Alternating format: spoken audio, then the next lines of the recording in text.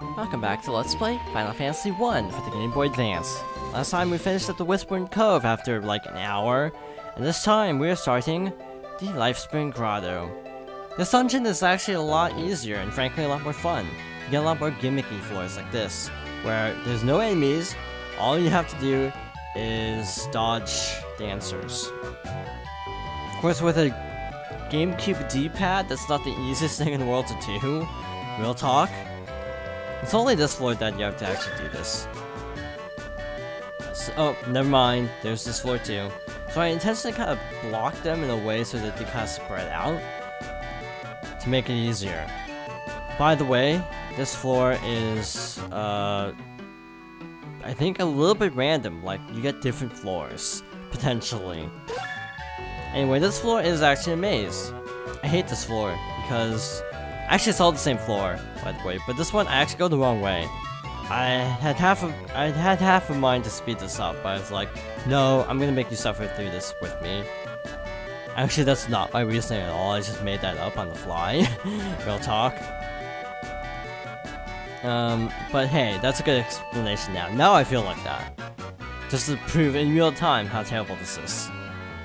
Some people do that for Let's Plays, and I have mad respect for people who do that. Where it's like, this is a complete pain in the butt, so I'm going to have this, like, long thing just to prove a point. I actually find it really hilarious when people do that.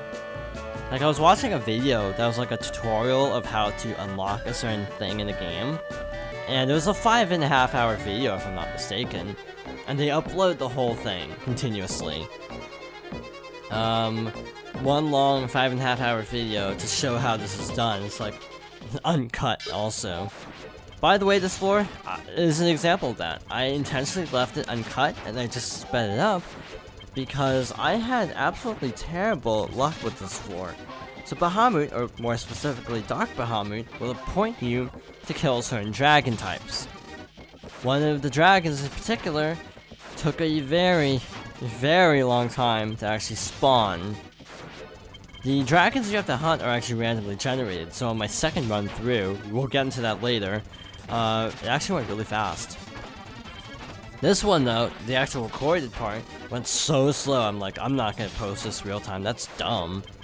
But I wanted to show it because of how stupid it is.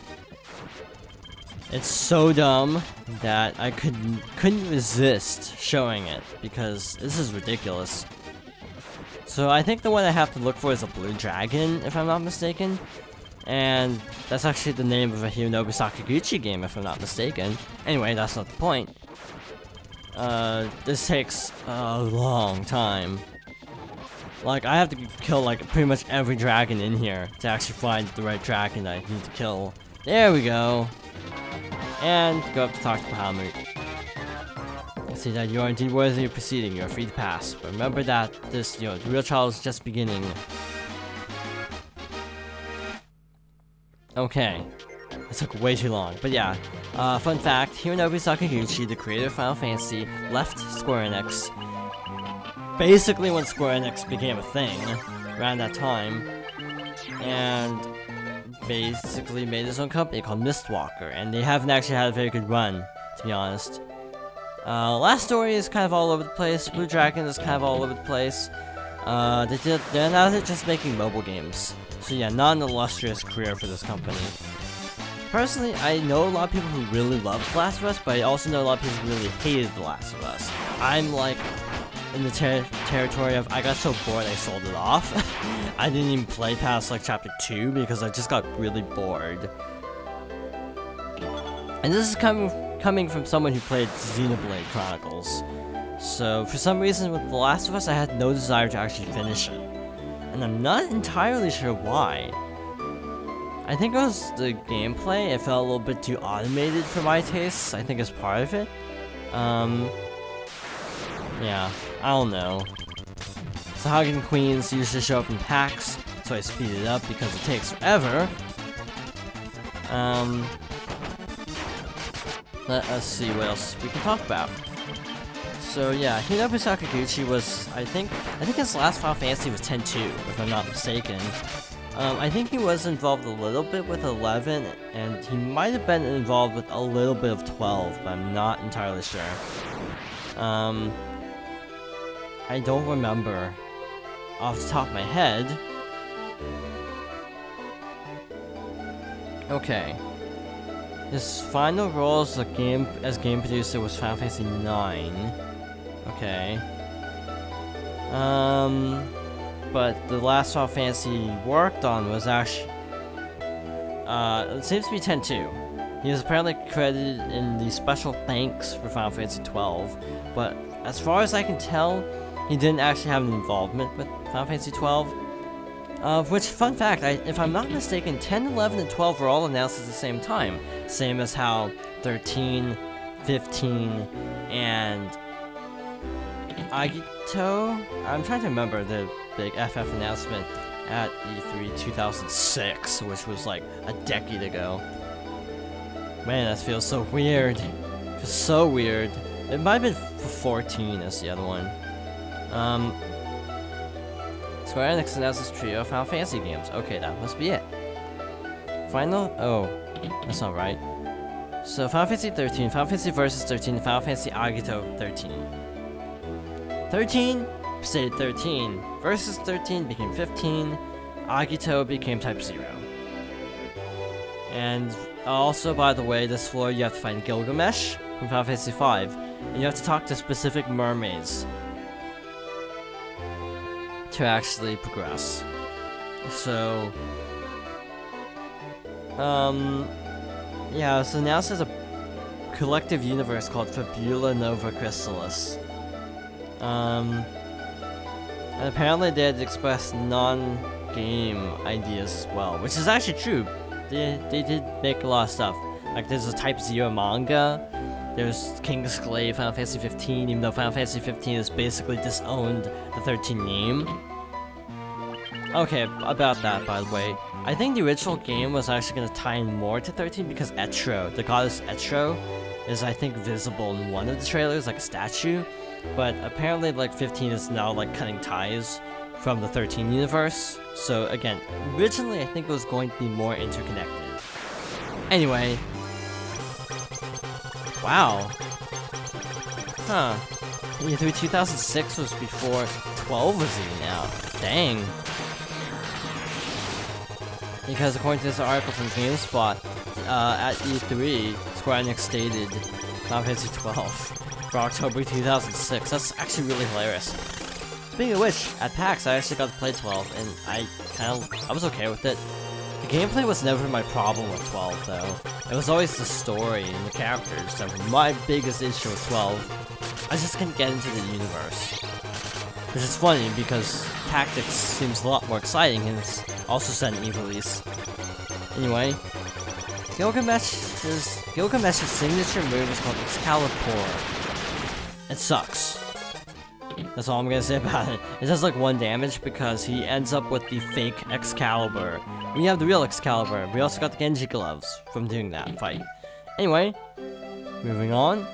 Grotto 6. This is another kind of meandering floor. No real special gimmicks for a little while, so I think I'll just talk about Final Fantasy stuff for now. Wow, this feels so old. Like, Dirge of Cerberus, apparently, wasn't even out by this point. It came out in August 2006. So yeah, like, Advent Children was, like, pretty new at that time. I need to see King's Glaive. I hear it's bad, but I want to see it anyway. I mean, I sat through Advent Children, crying out loud.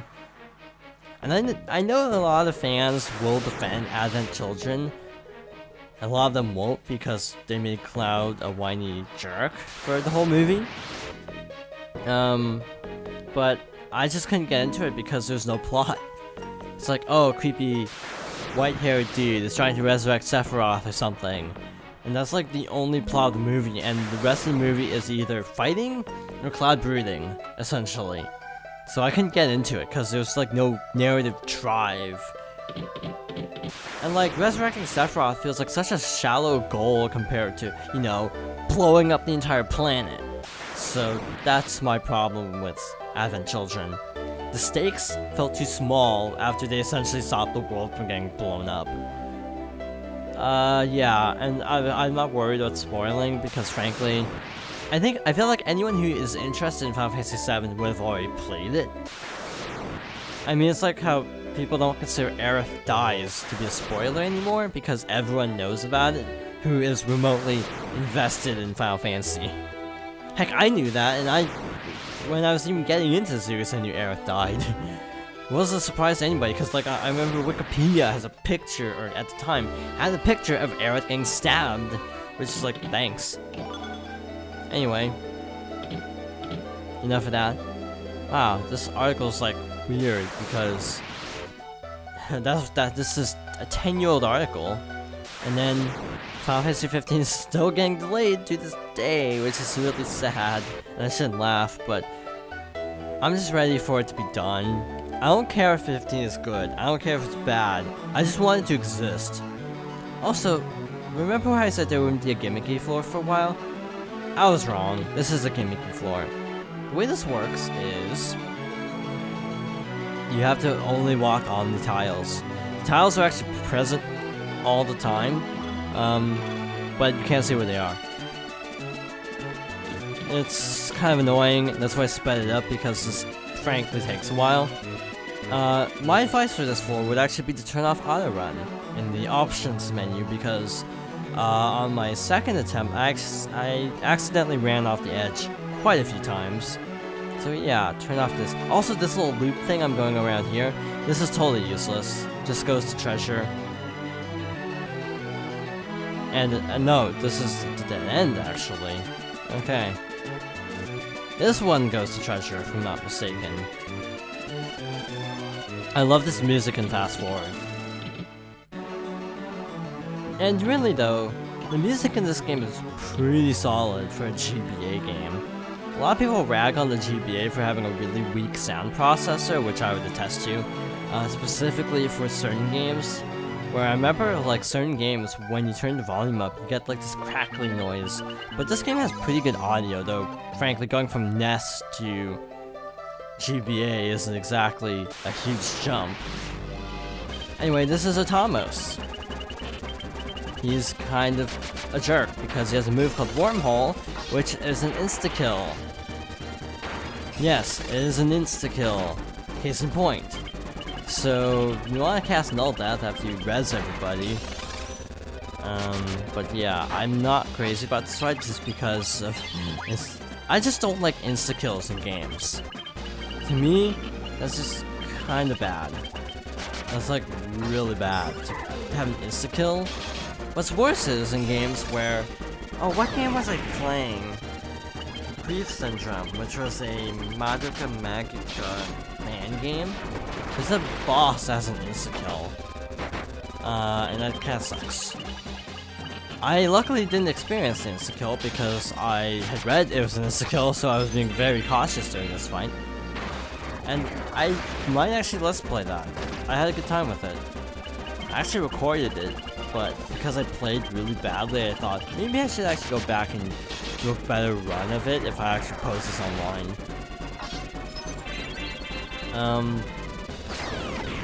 So another fun fact about Final Fantasy is the fact that this game started the whole super boss trend early. Because every Final Fantasy since, I think, has had a super boss. The super boss of 2, I don't remember. 3, nope. 4, don't remember. Yeah, I don't remember any of the super bosses except like Ultimate Weapon or Mega Weapon 10 and Yasmat from 12. And he's terrible. And also the old dude in 10-2. I don't know his name. And Hironobu Sakaguchi has actually made quite a few games since leaving Square Enix, including Lost Odyssey, Blue Dragon, which I think I already said. And I can't remember if I was talking about that in the previous take or not, because this is actually a second take. Anyway, this floor is a library. It's kind of a maze. The most obnoxious thing is that sometimes NPCs will stand in the way, but other than that, it's pretty easy to deal with. Yeah, I can knock into the last story, not sure why. I mean, it felt like a Final Fantasy. It felt a lot like Final Fantasy 12, which I think was probably my problem, because I never really liked 12 in the first place.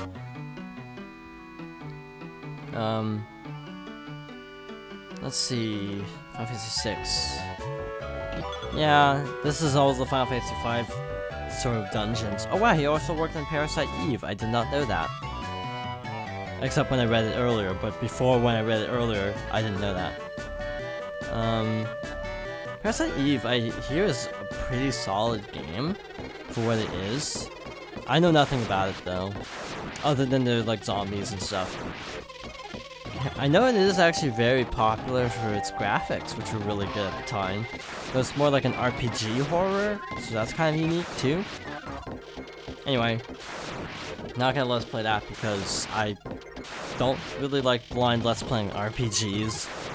I only like blind let's playing action games because I feel like they're easier to do. Also, we stopped speeding up here because we actually see the exit. Mainly there's a lot of derping around in the early part of this section, this floor. And now we're actually on track again. So this floor is actually really short. All you have to do is kind of go down right. That's it. It's pretty easy. Or is it down right or just right? I don't remember. Oh yeah, it is down right. That's downright easy, I suppose you could say. And then this floor is actually also easy. Just go down. I go left because treasure. Sadly, I cut the segment too short when editing down all the footage. So unfortunately, yeah, it's gonna be a little bit weird trying to end off the video. I'm gonna have to really do a fast outro coming up. By the way, just wanted to throw that out there. And this is the exit. This floor, I actually did make a cut because as soon as I entered this doorway coming up, I accidentally went back out later on. So this is actually the right way to go. And in any case, thank you for watching, and I hope you join me next time.